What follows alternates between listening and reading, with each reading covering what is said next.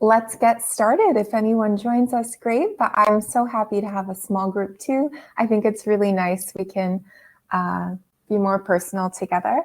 I'm sorry, there's construction outside. I hope you do not hear it. Let's see. If it bothers you, just write me in the chat. I can move to a different room. So today's session is about the Data Detox Kit. I work at Tactical Tech. My name is Safa. I'm the Associate Program Director, and I also lead the Data Detox Kit project.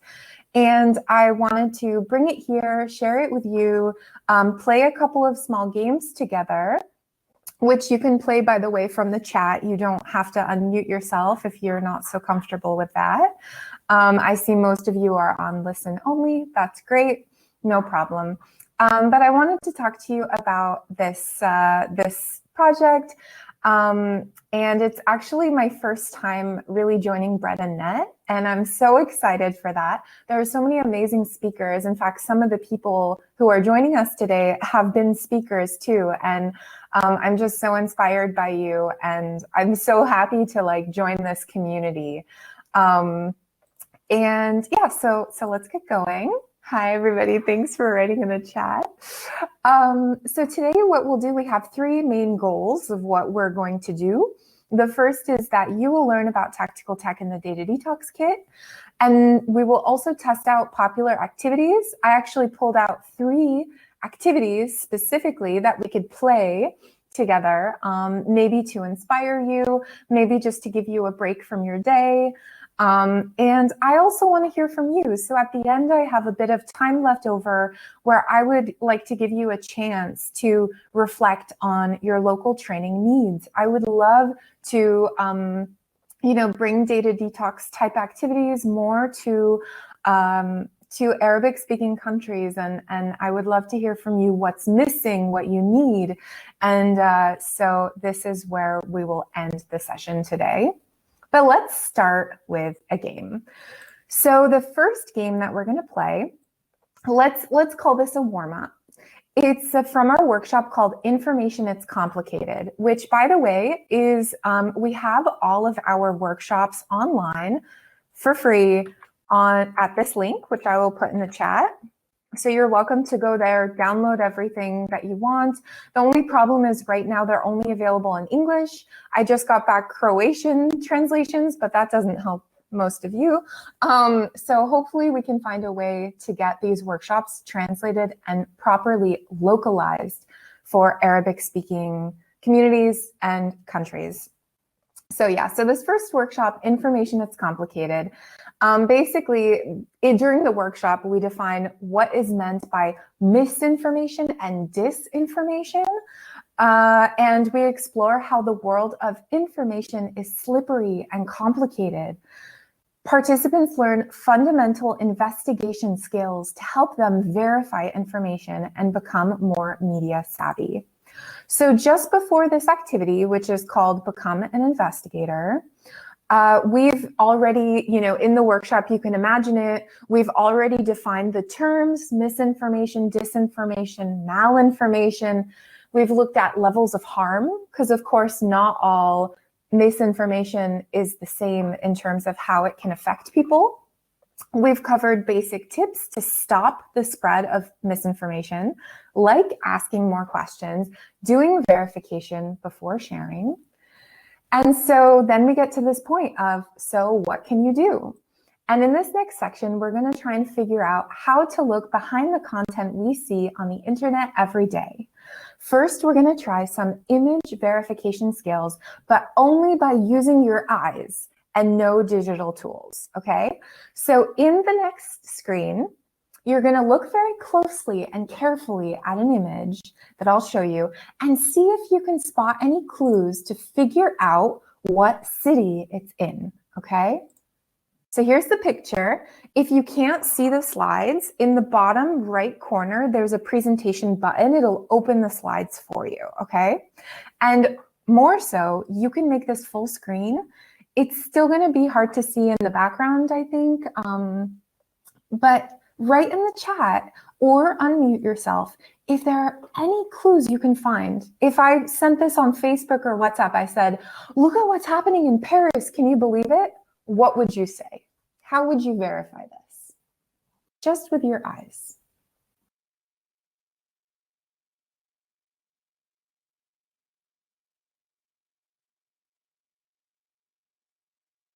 Is this Paris?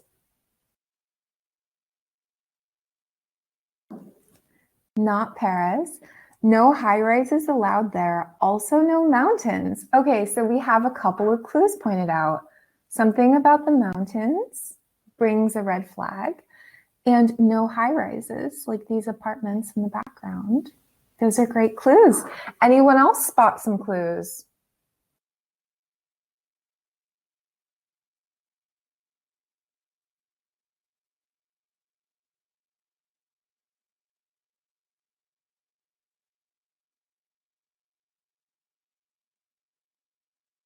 Pretty hard to see, but maybe if you make it full screen, it might be a little easier.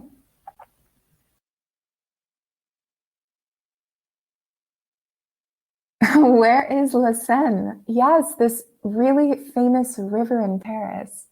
Usually you would maybe be able to see it, or at least some bridges from this picture, but you don't see the bridges, at least I don't. Any other clues?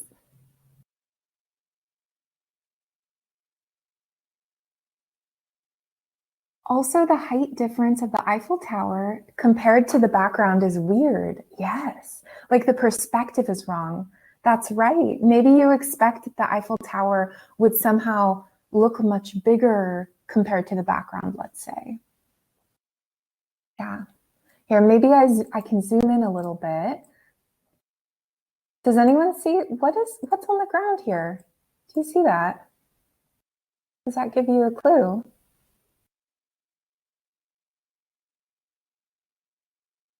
What do you see written on the ground? Yes, so somehow it says city sky or sky city. Exactly. Okay, so let's review then just some basic things. And this is all that you found with your eyes, right? You didn't even do reverse image search. So the first clue, most of these were brought up. The first clue, nature. In Paris, you don't typically see a mountain range. You typically should see the Seine or some kind of indication that there's a river.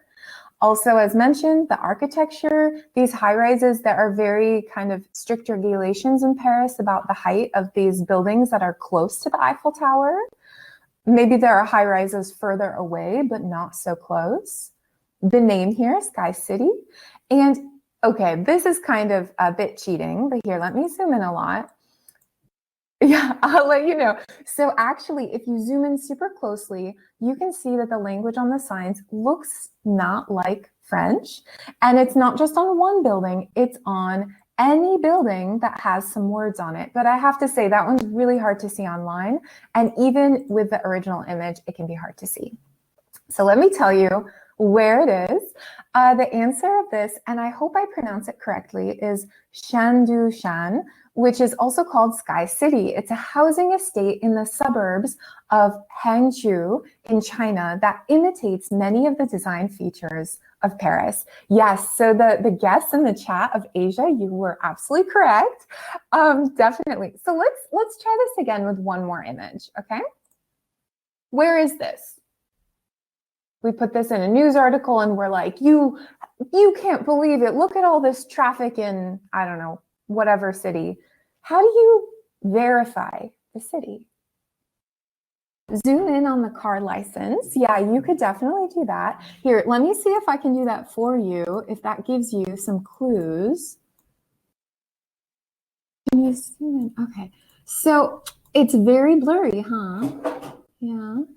Yeah, but maybe it's the same language of what you just saw.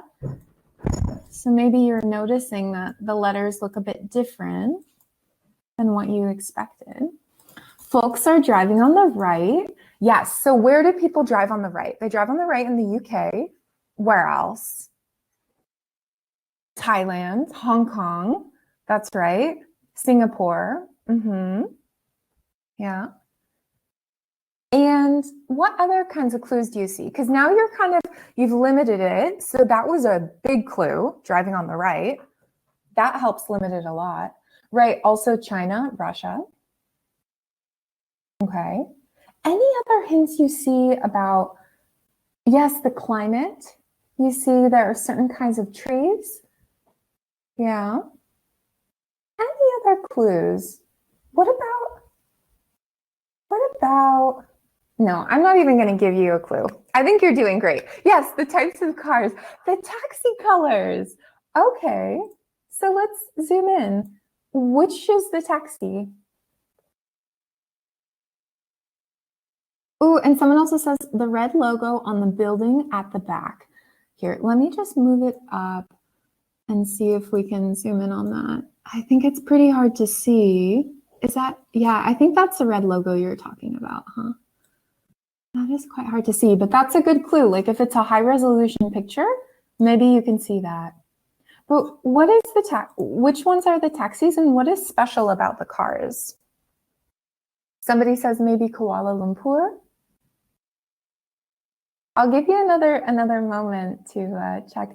Ooh, let's see. So Rima shared in the chat some taxis by country in Kuala Lumpur. That does look very similar. Also, if we could see the company on the tour bus. Yes, so this green, if it was more high resolution, maybe you could tell, yeah, because there are some tour buses that only run, let's say, in Europe or whatnot. Okay. Are you ready for that answer? I think you spotted many very good clues. Let's give you the hints. Okay, so we actually have a capital city here. The answer is Showa Street in Tokyo, Japan. So like you said, the clues, driving on the left-hand side of the road with the driver in the right seat. You were all so close. Nobody said Japan. So close. The architecture, these certain types of high rises, just to indicate how it's kind of a massive city. Also, this type of taxi. I mean, Rima found that there are, these taxis actually in a few countries. In Japan, these are called Ginza taxis, red and white. It's very specific. Oh, yeah. Oh, really interesting. My colleague took the picture in Tokyo a few years ago as well. So maybe it was something different about different parts of the city, or maybe these were just classic taxis, or yeah. So I mean, as you can imagine, with this type of activity, you could localize it with very diverse audiences, let's say. Like you could choose different pictures, you could choose different locations, cities, and just to just imagine this in a classroom with teenagers, they would go wild, like making it a competition, with teams, like what team wins. You can make it pretty fun. So now that we've had a bit of a warm up, let me just tell you a little bit about where I work and what I do, and then we'll get on to 2 more activities. So I work at Tactical Tech, and Tactical Tech has been around since 2003. And we're an international nonprofit organization that really focuses on this connection between technology and society, specifically the impacts of technology on society. We have a number of active projects. And in fact, one of my colleagues was here yesterday, Muhammad, just presenting on the Classroom project. And that is one of our really wonderful projects. We have some more, and I really encourage you to take a look. Today we're going to focus on Data Detox Kit, but it would be unfair of me to tell you about Data Detox Kit without mentioning again the glass room, because this is where the project came from. So here's a photograph you see of the glass room in London in 2017. So imagine this. You're walking down a busy shopping street in the middle of a very populous city. You're going shopping. You see what looks like a new store. Glass windows, shiny and clean. The inside is white, pure white. It looks like a tech store. There are lights everywhere. You go inside. You wonder, what is for sale here? But once you enter, you see nothing is for sale. It's a free self-learning exhibition for you to explore topics that can be very difficult to grasp or understand, like privacy, data, digital security, algorithms, any topic you can imagine, we've probably covered it in one way or another in the classroom. And you can go through, you can watch animations, you can pick things up, you can pick up art pieces and really interact with them. And by the time people leave, they are, first of all, their mind is full. There's a lot of food for thought, but they're also kind of freaked out. They're like, okay, this is all great information, but what next? Like, what can I do? And this is where the Data Detox Kit was born. It was born to answer the question, what can I do? So the aim of this whole project is to give people concrete steps and information on that. And so we have a website. I'll share the link in the chat. And actually, we have it also available in Arabic. That is the link I will share. And the Arabic website is actually the second most populated website. So we have, I think, in total, like 26 guides. And in Arabic, we have 24, I think, of those guides. So really, thanks to the Goethe Institute of Cairo, they fully localized it into Arabic. We're always open for feedback to make it better, to make it stronger, to make it more accurate. And hopefully we will continue to grow the project. As I mentioned to you, the workshops are still not yet translated into Arabic, but I really hope that we can find a way to do that. And all the resources are online, free, and open to anyone to use under a Creative Commons license. So, we also have printed materials. So for example, in a number of our articles, we link to a PDF copy. So here's an example of a PDF copy that you could download and print. And you can find that in a few of the articles because we really want people to be able to access it in as many ways as possible. We have, as I mentioned, the curriculum, which we're focusing on today, the workshops. And there's also a youth section. And basically what my amazing colleague Daisy has done is she has taken topics that we cover in the Data Detox Kit and has made them even more playful, has made them even more simple and fun and relevant to young people. And I share in the chat here the link to the youth page in Arabic where you can print out a PDF, and it's aimed at like 11 to 16-year-olds.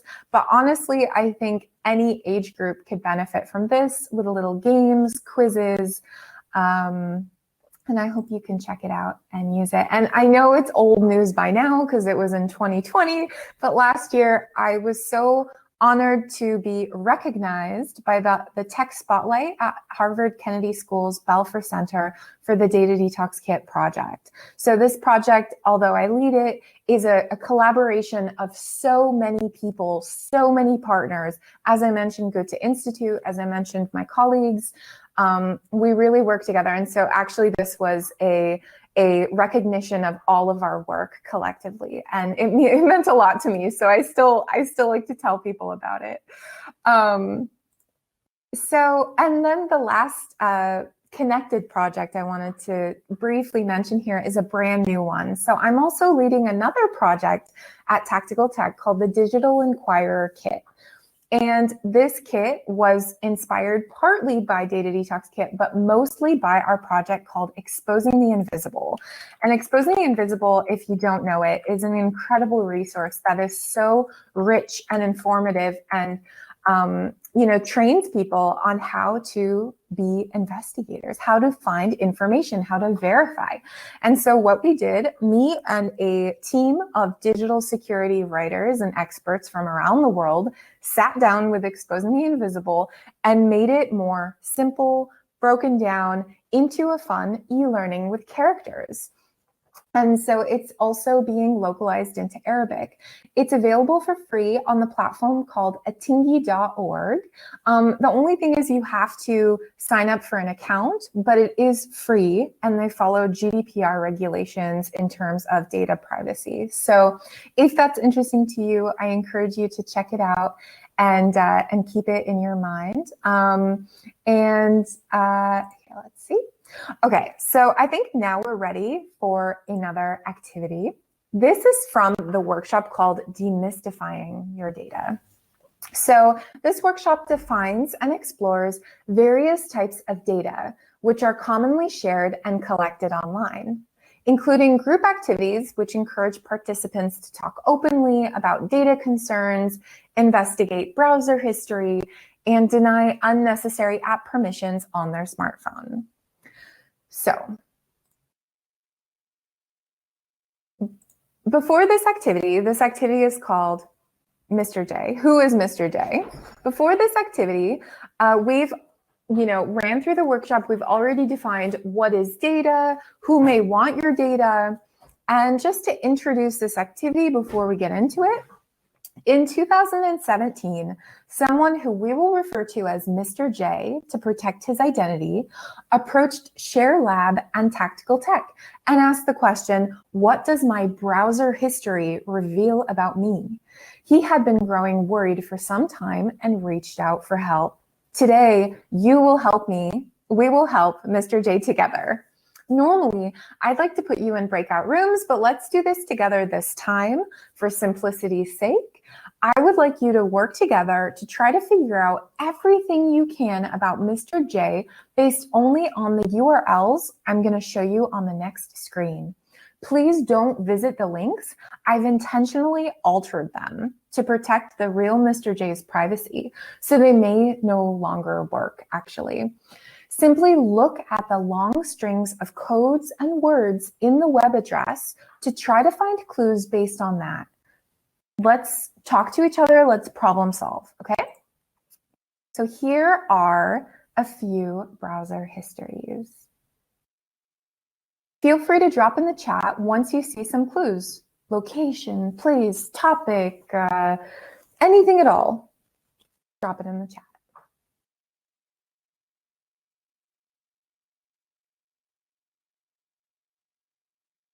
And if it's difficult to see, you can make it full screen. There's a little button in the bottom right corner of the presentation with 4 arrows. You can make it full screen.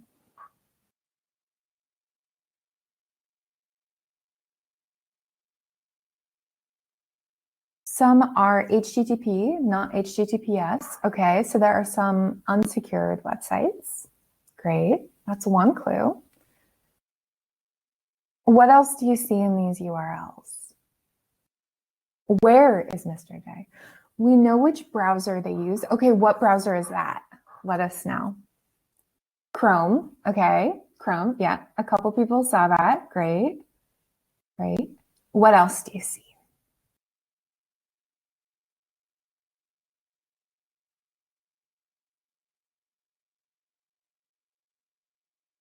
Singapore. Okay, so somebody has spotted already through the web address that Singapore is one of the countries that Mr. J is connected to. Anywhere else? Hong Kong, yep, HK is Hong Kong, that's right. Great. Switzerland, yep, yep. Yeah, you see Switzerland. So there are already, we know just from these, that he's connected to 3 countries. Anything else you spot?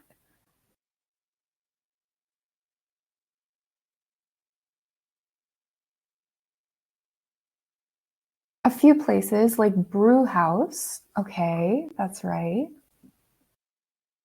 The Public Policy School. Yeah, Public Policy, Brew House. Yep, that's right. Merchant Road. Yeah, so there's actually an address here, 30 Merchant Road. Possibly looking for a new job in media. Yeah. Yeah, so maybe the second link tells you media, journalism, publishing, media jobs. They probably live in Switzerland or Italy. Yeah. Maybe that's a clue kind of in the first link. Swiss-Italian border will close. I guess he lives in Singapore and is looking for a media job in Switzerland. So yeah, it could be the opposite too. Marina Bay Room.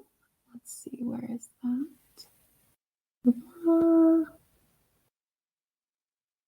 Yeah, here we go. Marina Bay Room. Maybe that's a hotel. Maybe that's a house. Switzerland since .ch. Yep, that's right. So if you had to make kind of a conclusion about who is Mr. J, what are they doing, who might be following or watching them, what would you say? Just throw it in the chat.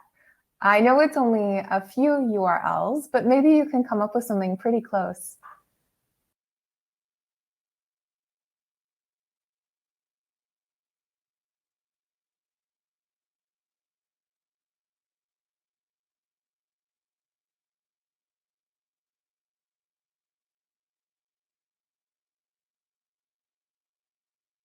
They live in Hong Kong, transiting through Singapore to Switzerland. Very well could be. We have a few actually theories that people have shared. Maybe they're based in Switzerland, but maybe they're based in Singapore and going to Switzerland.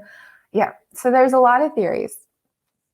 Okay, maybe I'll give you a last chance to put in some clues before we look at the full story.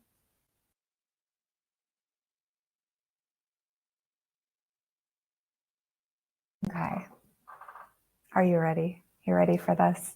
I think you were all pretty close, actually. If they look for the school on maps, maybe they would like to go study there. Yeah, it could be that maybe Mr. J is planning a future attendance at this public policy school. Yeah, or maybe there's a conference. Exactly. There could be a few things going on, maybe. Okay, so let's figure out what is happening. So just so you know, when ShareLab and Tactical Tech reviewed the real Mr. J's browser history, they actually found 21,500 URLs from his activity between April to June of that year alone. Okay, just a few months. We only looked at 6 URLs and we were able to tie a story together. Just imagine 21,500. In that information was exact time and date, number of times visited, and last time visited. So you could kind of tell he's probably not interested anymore. He looked at this one time, but this he looked at like 20 times. So he must really be interested in that.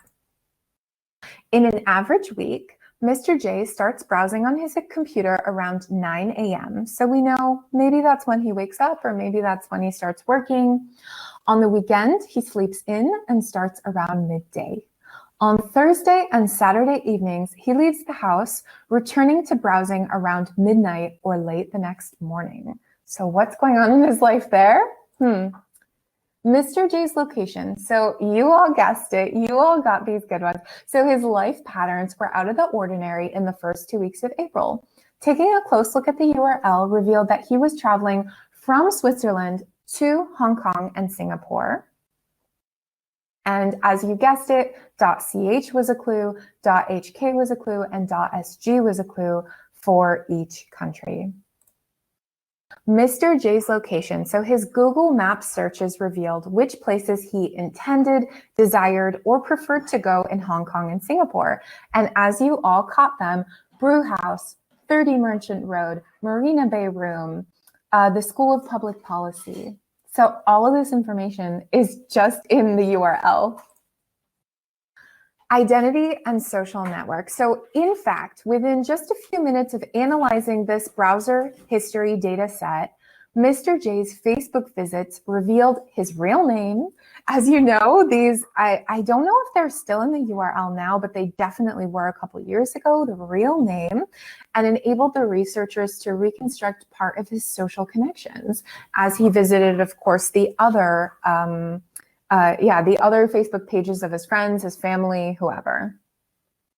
And there's actually a link to the full report that I can post in the chat because I think it will be quite interesting if you want to look at it some more. But as you can imagine, an activity like this, I mean, it's not really so nice to put on its own because I think it makes people really scared. But as part of a larger training where, let's say, after this, you actually give people resources on how they can, let's say, hide their browser history. They can change a setting in their browser to automatically erase the browser history after each time they close it. You can give people really concrete tips so they're not just like, oh my God, this is terrifying. What do I do? And I just saw the last couple of notes in the chat. 30 Merchant Road is near Marina Bay Sands in Singapore. And then the school is for his kids. He is moving to Singapore. Interesting. So you were able even to figure out that he probably has a family, he probably has kids. That's really terrifying. Yeah, you were a bit freaked out how much somebody would know about me from my browser history. Exactly. This is the same response that we get in workshops too, that people are typically really exhausted after this activity. Like, it's fun, it's interesting, it's engaging, but it's really scary. And of course, you know, a part of this conversation in a workshop can be coupled with sitting down with participants and trying to figure out who might be looking at your browser history, because of course the answer could be very different. You know, it could be something bigger organization or institution, but it could also be, you know, maybe an individual in our lives that is stalking us or is, you know, abusing. So I think, you know, also trying to answer through these activities, who are you seeking privacy from, is very helpful too. The job opening link, which country was it from? Let's go back and take a look. I don't remember that. Yeah, that's right. So it was from Switzerland. Yeah, CH, exactly. So he was looking for a job in journalism in Switzerland. Yeah, exactly. So last activity for the day, and I put this at the end because I was hoping actually that it would be the least stressful of all of them. So this is from a workshop called Smartphones, Smart Habits. And this workshop is focused around habits, how they're formed, and also exploring the correlation between forming a good habit, like drinking more water, and learning to set boundaries with technology.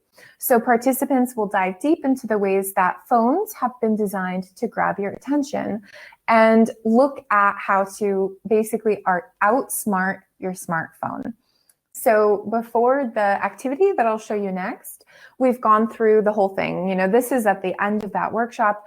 We've explored persuasive design, you know, like how some of the designs on your phone were designed after like gambling, you know, like for example, tap and pull on the screen and release. That's sort of like when you're in a casino and you pull and grab the lever and you let go and the numbers run.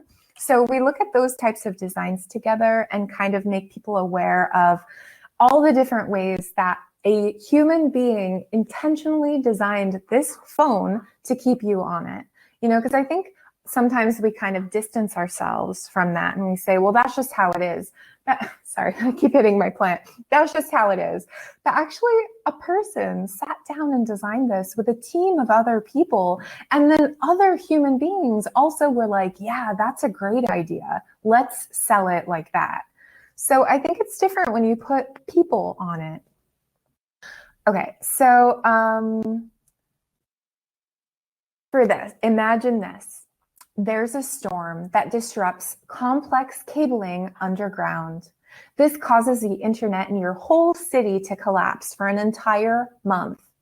What does everyday life look like by the end of that month? Okay, so basically, there's no internet, and I'm not really sure how you're using your phone or living your life without a phone. And I would like you to share in the chat, how does it affect social interaction, entertainment, work, gathering news, the good, the bad, the ugly? Please feel free to share it in the chat. What does life look like at the end of the month?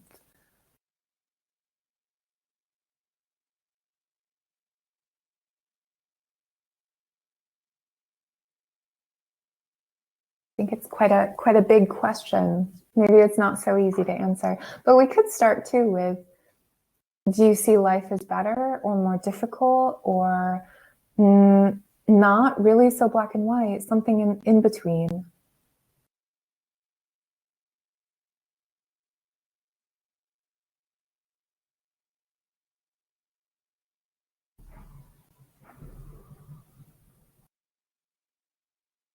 Very difficult at the beginning, but yeah, there's always a but, huh?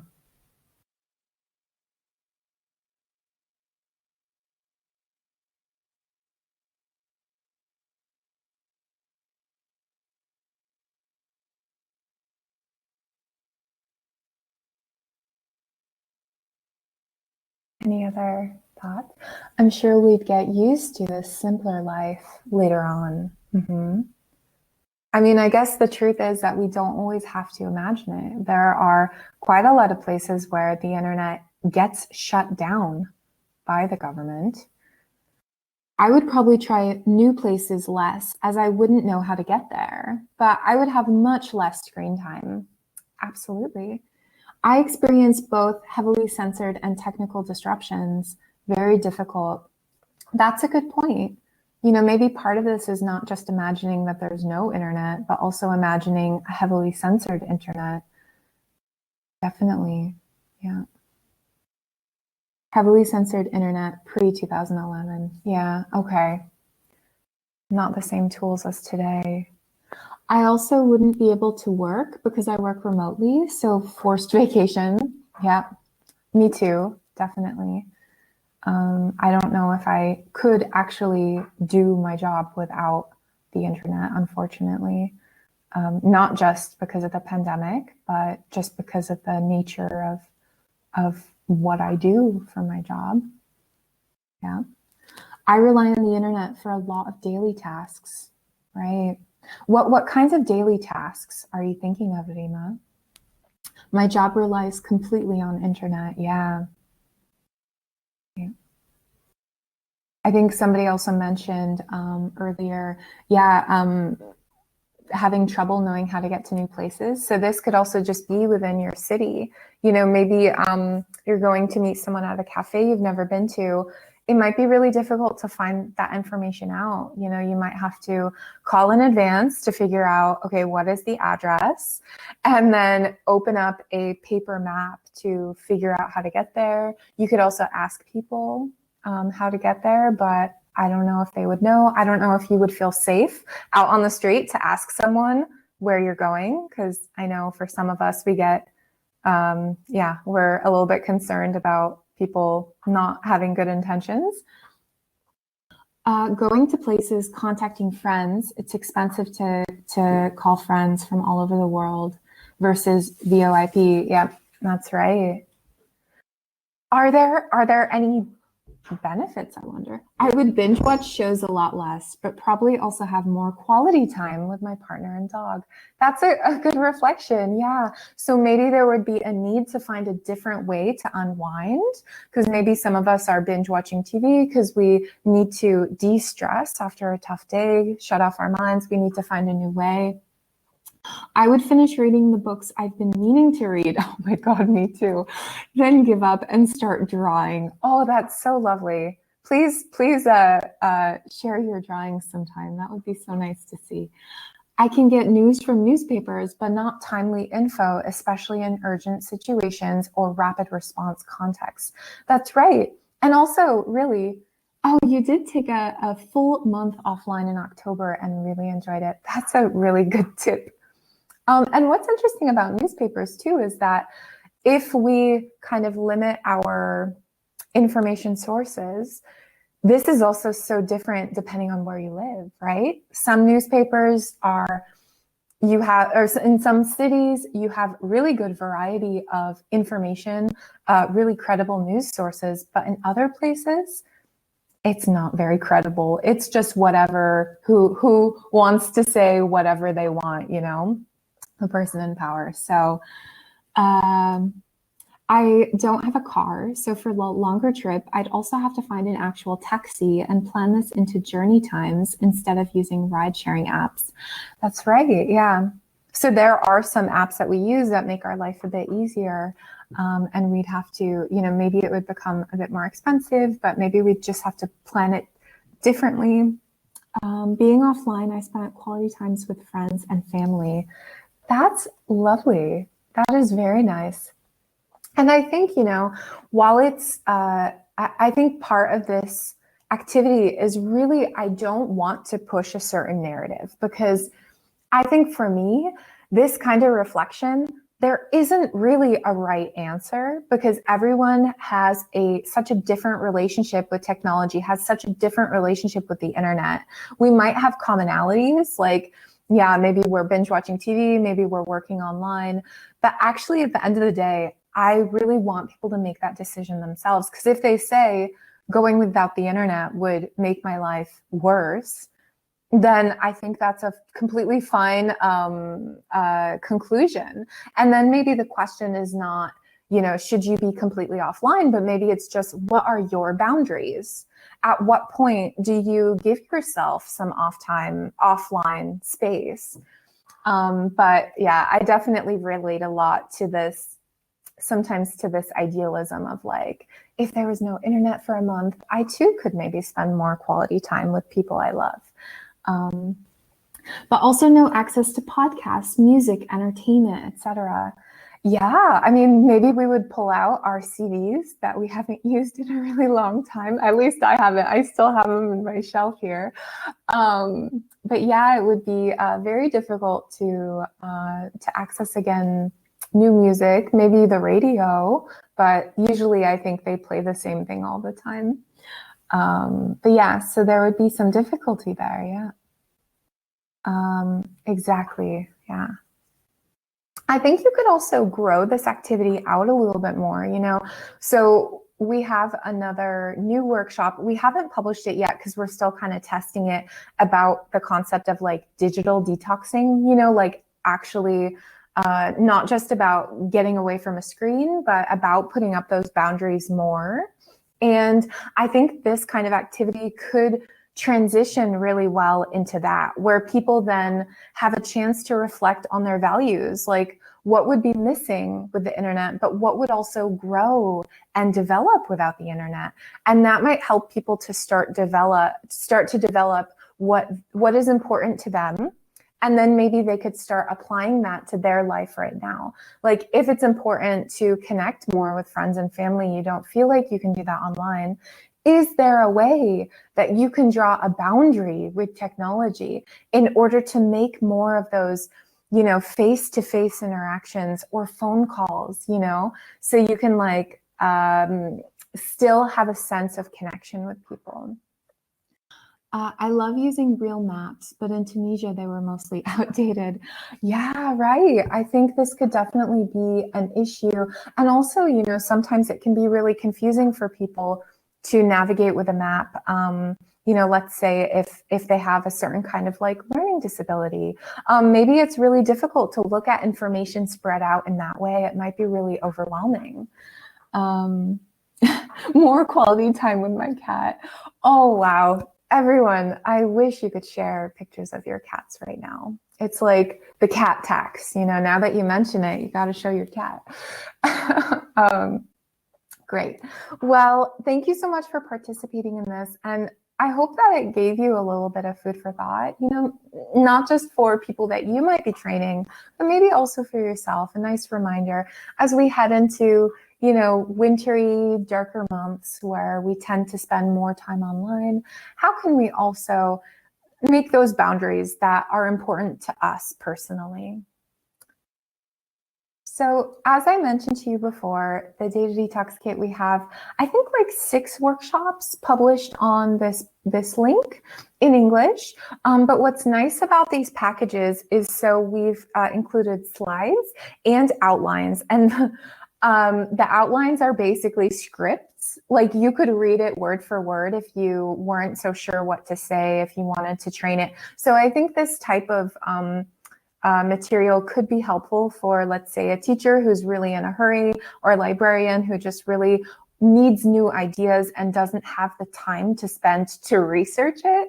They could just sit down and read this out, and hopefully that is helpful. And again, like I said, I really hope that the workshops will get translated into Arabic soon, and can join the rest of this really great Arabic website version of the Data Detox Kit. But just to say, the Data Detox Kit right now is also available in 35 languages, actually. So if you're looking for French, if you're looking for Italian, if you're looking for even Japanese, traditional Chinese, we have a lot of languages there, Armenian. So I really welcome you to take a look, see what we have. Not all the languages have all articles. Some of them only have like 1 article translated, but we're doing our best with our amazing partners, volunteers, contacts around the world. And so I just wanted to take, so we have just a little bit of time left, and I just wanted to spend some time asking you, and so that I could make note of in what way are these types of trainings and resources useful in your community? Or you could answer what topics are missing or needed in your local context. I think especially for our audiences, we tend to connect with kind of beginners, people who are not so technical. And so I wonder, what do you think is needed and missing? Maybe I could add it to my plan in the next 2-3 years to add it to our website, add it to our resources. I'm curious what you think. And you're welcome to write in the chat or unmute. Both are fine. So we're definitely thinking of translating that browsing histories article. Oh, amazing. That is so great. I know it's older. It's like a few years old, but it is so relevant still. It really is. So yeah, please do get in touch. I think there's an email there for Share Lab and Tactical Tech, but if not, just get in touch with me. I think very important to work with older generations who do not realize the data they're giving out. That is so great that you mentioned that. And actually, we're at Tactical Tech, we've expanded to have a youth project and more youth resources, but at the same time, we're thinking about older adults. And exactly, like every time I create a new resources, I have my parents in mind, and I always share it with my parents to try to get their feedback. And I think it's still not optimized for an older audience, older generation, but I would love in the future to do that. I'm so glad you brought that up. Absolutely. Yeah. Anything else? There's beeping outside. Anything else you would like to share? You'd like to see? You're not sure. Maybe I don't have it or I do, but you just want to bring it up anyway.